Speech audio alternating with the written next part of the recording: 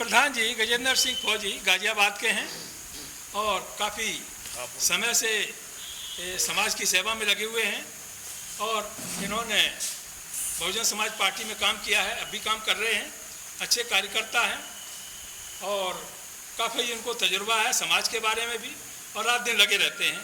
और आज इन्हीं के प्रयास से ये बहुजन पैगाम की प्रेस कॉन्फ्रेंस कामयाब हुई है। इसके लिए सबसे पहले तो मैं इनको धन्यवाद देना चाहूँगा कि आपने अपने प्रयास से यहाँ इस प्रोग्राम को, इस कॉन्फ्रेंस को कामयाब करवाया। प्रधान जी, दो चीज़ें हैं मुख्य रूप से, क्या सत्ता परिवर्तन से देश के अंदर सामाजिक परिवर्तन हो जाएगा अथवा सामाजिक परिवर्तन होने के बाद सत्ता बहुजनों के हाथ में आ जाएगी, क्या कहना आपका? सबसे पहले तो वकील साहब, मैं हमारे त्रिविध मिशन के जितने भी आए हुए हैं, मैं इनका हार्दिक आभार करता हूं और आपकी टीम का हार्दिक आभार करता हूं। बहुजन पैगाम का बहुत बहुत तहे दिल से हार्दिक आभार करता हूं और मेरे सभी नौजवान साथी, कार्यकर्तागण और माताओं बहनें, मैं सभी का ऐसा, मैं इतना भाग्यशाली हूँ कि आप इतनी महान मूर्ति मेरे जो है आपके चरण कमल मेरी झोंपड़ी में पड़े, इसके लिए मैं आप लोगों को बहुत बहुत आभार व्यक्त करता हूँ। और सर, मैं तो ज़्यादा नहीं कहूँगा क्योंकि बहुत पढ़े लिखे लोग हैं, आप लोग जस्टिस हैं, बहुत बहुत बड़े विद्वान हैं। केवल मैं तो सीधी बात जानता हूँ कि सीधी बात सदुल्ला खैर सबके मन से उतराना है। जो सीधी बात कहता है वो सबके मन से उतराना है, लेकिन उसकी बात पर अगर गौर दिया जाए तो वही सत्य बोलता है, बाकी सब निठल्ले और झूठ और एक नंबर के धोखेबाज हैं। क्या भारत में बाबा साहब को कितना बड़ा बड़ा लालच नहीं दिया गया? इतना बड़ा बड़ा लालच बाबा साहब को दिया गया कि तुम विदेश चले जाओ, पूरी ले लो, डीएम बन जाओ। ये बाबा साहब ने एक्सेप्ट नहीं करा क्योंकि वो अपनी एक विचारधारा पर निर्धारित थे और बहुजन जो समाज है, द्रविड़ जो समाज है, इसको आगे बढ़ाने के लिए उन्होंने अपने तन मन धन, बच्चों की तक कुर्बानी दे दी। उसके बाद में बाबा साहब ने जैसे ही SC ST OBC और अल्पसंख्यक मुस्लिम इसको इकट्ठा करना चाहा और जैसे ही ये मिशन आगे बढ़ाना चाहा, तभी मनोवादियों को इस बात की भनक लग गई और उन्होंने जो बाबा साहब के पीछे बहुत बुरी तरह से पड़ गए और उनका बाबा जी का बहुत नुकसान कर दिया, जिससे वो इस मिशन को आगे नहीं बढ़ा पाए। काफ़ी दिन बाद मान्यवर कांसीराम साहब ने इस मिशन के ऊपर विचार करा और एक चपड़ासी से, दीना भाना नाम के चपड़ासी से उनको सबक मिला और वो आगे बढ़े। मान्यवर कांसीराम साहब ने जो इस मिशन के लिए करा है, उनका एहसान कभी भुला नहीं पा सकते। लेकिन आज के नेता इतने स्वार्थी हो रहे हैं, इतने बड़े लालची हो रहे हैं, इनको तो लालच के सिवा कोई काम नहीं है। प्रधान जी प्लीज, ये क्वेश्चन नहीं था, क्वेश्चन ये है कि देश में संपूर्ण सामाजिक परिवर्तन जरूरी है अथवा सत्ता परिवर्तन जरूरी है? दोनों में कौन सी चीज़ ज़्यादा इम्पोर्टेंट है, किस पर तवज्जो देनी चाहिए? देश में सत्ता परिवर्तन जिस दिन होगा, सामाजिक परिवर्तन ऑटोमेटिक अपने आप हो जाएगा, क्योंकि जब 15% लोग हैं वो 85% पर राज नहीं कर सकते।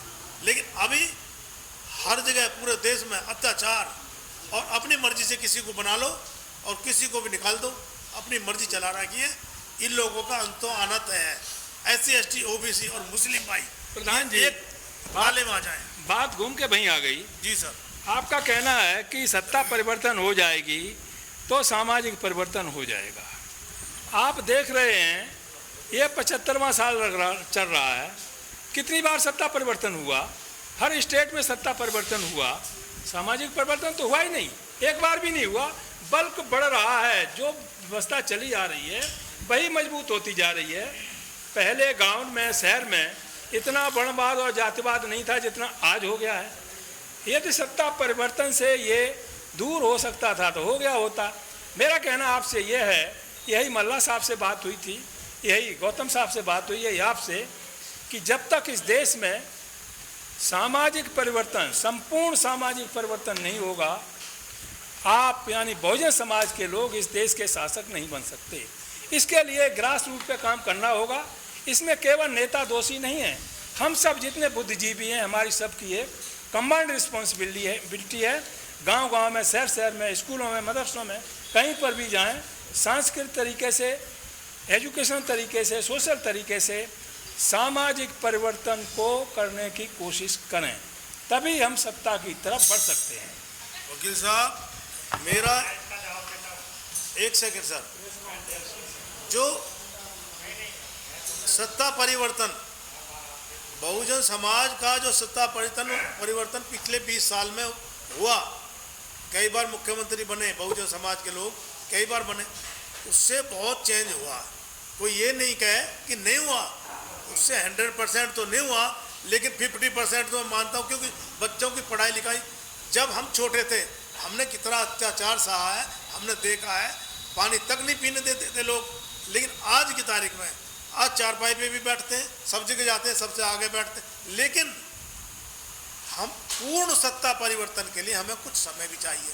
SC ST OBC और मुस्लिम भाई सबको एक पाले में आना पड़ेगा, नहीं तो आने वाली जो पीढ़ी है इनको कभी माफ नहीं करेंगे। दूसरे में वकील साहब एक बात और बताना चाहूँगा, ये OBC वालों के जो आंखों पे पट्टी बंध रही है, उसको तो इनको खोल देना चाहिए।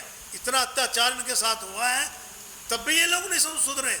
बाबा रामपाल का क्या हाल बनाया, आसाराम बाबा का क्या हाल बनाया, राम रहीम बाबा का क्या हाल बनाया, ये सारे के सारे OBC वाले हैं, और भी कई हैं। लेकिन ये जो है इतना अत्याचार होने के बाद भी नहीं सुधर रहे। द्रोड़ी वाली जो है उसमें चल रहे, भेड़ चाल चल रहे हैं। अरे पढ़े लिखे हो, अब कम से कम अब तो सुधरो। और हमारे साथ प्रधान जी प्लीज, अभी 2 दिन पहले अमेठी की खबर है जी, जहाँ से जो वो मिनिस्टर है, क्या नाम है वो लेडी का, वो जीत करके आई है, राहुल गांधी को वहाँ हराया था। हाँ जी, वहाँ पर जो स्कूल हैं, जो मिड डे मील बांटा जाता है, वहाँ पर शेड्यूल कास्ट के बच्चे जो स्टूडेंट्स हैं जी, उनको अलग बिठाला जाता है, उनके बर्तन अलग रखे जाते हैं, और जो श्रवण क्लास के हैं और OBC के, उनके अलग रखे जाते हैं। तो हम कैसे मान लें कि सत्ता परिवर्तन से सामाजिक परिवर्तन हो जाएगा? उत्तर प्रदेश के अंदर कम से कम 8 बार बहुजनों की सरकार रही है, 4 बार OBC की, 4 बार SC ST की, ठीक है। लेकिन जो सामाजिक व्यवस्था थी वो और ख़राब हुई है, वो ठीक नहीं हुई है, पहले ऐसा नहीं था। इसलिए ये बात जोर दे करके हमको सबको मिलकर के प्रयास करना पड़ेगा कि सामाजिक परिवर्तन, total social change in India is very important, very necessary. यदि हमने ये कर लिया तो राजनीतिक सत्ता तो आपके कदम चूमेगी, हमेशा आपके पास रहेगी। लेकिन इसको करने के लिए केवल हम राजनेताओं को दोषी कह दें या किसी कह दें, वो नहीं, हमारी खुद की भी जिम्मेदारी है, हमको खुद को इसके लिए प्रयास करना चाहिए। वकील साहब, लास्ट में मैं आपको एक बात बताना चाहूँगा कि बहुजन समाज जो है, द्रविड़ समाज एक ही बात है, बहुजन समाज द्रविड़ समाज एक ही बात। हमारे जो गुरुओं ने, संतों ने, महापुरुषों ने जो बलिदान दिया है, हम लोग उसको नहीं याद रखते। हम लोग केवल थोड़े से लालच में आके अपनी वोट का गलत इस्तेमाल कर देते हैं। और आने वाले समय में हम लोगों को सब कुछ लालच, सब कुछ त्याग करके हम द्रविड़ों के साथ मिल करके, हम सब एक ही मामला है, सारे इकट्ठे हो करके, जितने भी ये अलग अलग भाग रहे हैं ना पार्टी वाले, ये जितने भी बहुजनों ने अलग अलग पार्टी बनाई हैं, मैं इनको एक मैसेज देना चाहता हूँ कि ये जो है सारे के सारे छोड़ दें और एक ही पाले में सारे के सारे आ जाएं। और